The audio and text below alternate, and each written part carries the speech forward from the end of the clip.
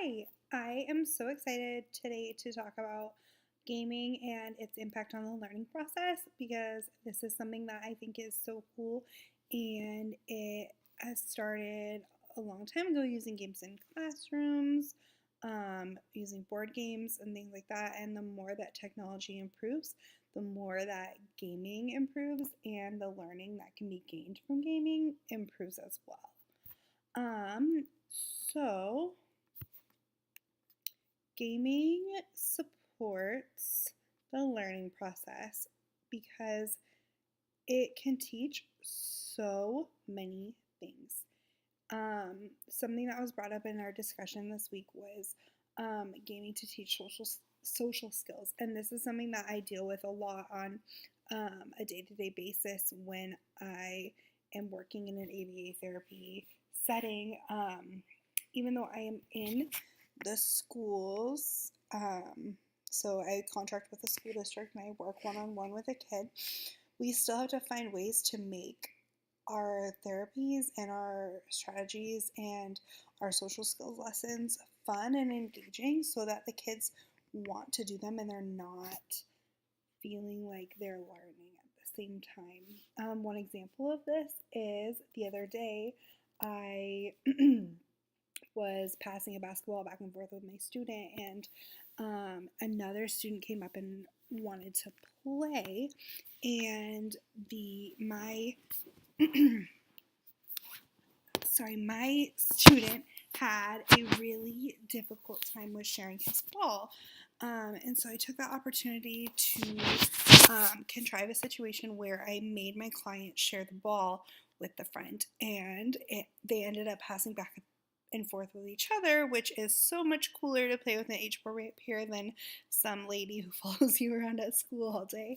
So he starts playing with this peer, and they start talking and playing, and then all of a sudden, next thing I know, more peers are coming up wanting to play with them. More peers are coming, and they all of a sudden start a game. And this is a kid whose social skills are severely lacking, yet he used a game of basketball to get 10, 15 kids by the end of recess to play with him. So gaming really increases those social skills by teaching sharing, taking turns, and he learned that when he shared the ball, it made other kids want to play with him, and that is just so awesome. Um, Something that I focused a lot on this week was gaming and technology. So not just like those basketball games and the board games and things like that, but more like video games and computerized games. Something that I see a lot in the school district that I work in. It's very low income, which means that it also gets a lot of grants and a lot of opportunities to try out new curriculums and new ways of doing things. One of the ways that they do this is their state testing called iReady. iReady is like a standardized test, but it's on computer. So each kid gets to do their testing on a laptop. And the way it's formulated, it has like bright colors, cartoon animations. It makes a noise when you click on the thing. It really is more of like a game and like fun and engaging setting rather than just sitting for hours and hours on end clicking yes, no, or A, B, C. So it's really a way that gets the kids engaged, and they think it's so cool that they get to play this like game on a computer that they don't even know they're testing, so it takes the pressure off of them. And after talking with some of the teachers in Federal Way School District, they really feel that their student scores have improved due to this type of testing, because when everything is a game and it feels fun, they're able to just focus on what they know and not focus so much on the test anxiety, which is awesome. Throughout the process for learning, like I stated earlier, um, social skills is a huge one. Like learning how to take turns, learning how to share, learning how to wait, and how to be a good loser and a good sport when things don't go your way are super key to skills as you grow up and into adulthood and have success in life. So not only is gaming really beneficial for academic learning, but for that social skills instruction as well. Um, I primarily work with kids with autism, and something that they struggle a lot with is appropriate social skills. I mean, the definition of the work that I do, ABA, is that we're placing interventions to decrease or to increase appropriate behaviors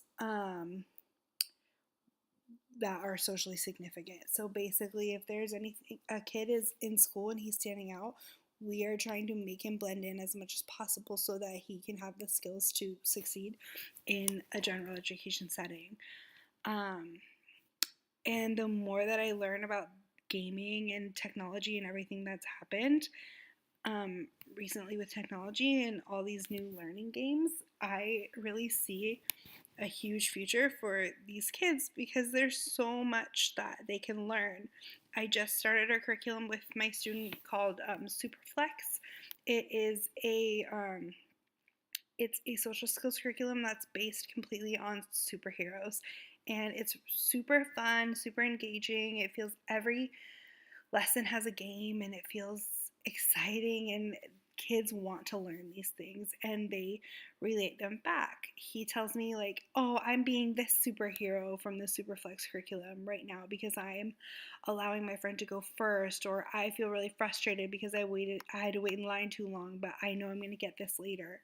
So this connects back to the reading that we did this week, when it connected games and the interactivity of games to situated learning. And this was so cool because I am actually learning about situated learning in a different course this semester at the same exact time. So I feel like I got a really good grasp on what situated learning is. And so when I saw it in this article, I was amazed because, yeah, gaming is totally situated learning.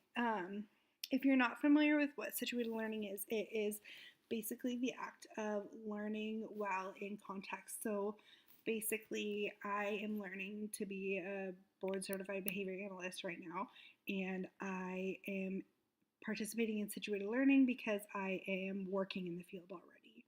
And my supervisor is coaching me on things I can do to improve to become better in the field. In the same vein, games and the interactivity that games provide are putting kids in real life situations or putting them in situations where they can problem solve and figure things out in the same way that they would in a real life situation, which is awesome for social skills instruction and it's awesome for academic instruction too. In a video about Jean Lave, who is the founder of like the situated learning theory, she talks about this phenomenon of the desperate housewives, which is basically that a housewife can go to the store and figure out the math and add up the groceries really quickly because it's a real life situation. Yet when she goes home and sees the same math problems on a sheet of paper, it is difficult for her to figure out because it's not in context. And this is kind of what situated learning does. The more you throw someone in context and teach them in context, the better grasp they'll have on the situation. And that's exactly what gaming is doing for education. In terms of a final product, when gaming is involved, like I stated before, I think that there's something to be said about the standardized testing and how test scores are improving when the test is formulated more like a game and in a more fun and engaging way rather than just a blank white page, multiple choice, click, click, click, and then you're done. So the final product of that is that their scores are awesome and teachers are feeling like they're able to teach in more creative and fun ways because they're not feeling like they have to teach to some boring standardized test. And that is awesome because teachers should be able to have that creativity, and students crave that creativity. They crave the fun and they crave being engaged. And like with situated learning and interactivity, we need to have that contextual learning. We need to be able to, go on the playground and teach kids about velocity by kicking a ball, or teach kids about teamwork by playing a game outside, or teach them social skills by having to wait. Um, there's so much that can be learned by pairing gaming with situated learning, and it is so awesome. And the final product, I think, will be happier kids, happier teachers, and smarter kids, because gaming is something that they're interested in and engaged in, and it's something they want to do, which will make them want to make their final product something that they can be proud